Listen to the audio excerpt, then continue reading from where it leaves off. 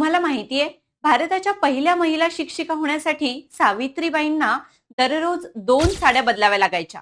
पण का? कारण वाटेत लोक त्यांच्यावर शेण आणि दगड फेकायचे. ज्या काळात स्त्रियांनी उंबरठा ओलांडणं हे देखील पाप मानलं जायचं, त्या काळात सावित्रीबाईंनी शिक्षणाची मशाल पेटवली.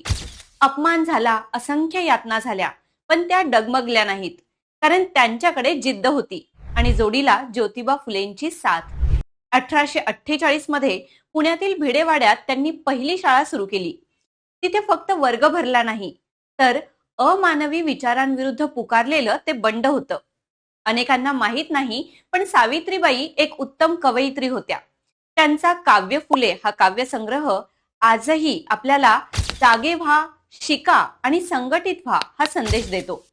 अशा क्रांतीज्योती सावित्रीबाई फुले यांना जयंतीनिमित्त इन्फिनिटी अकॅडमीकडून विनम्र अभिवादन.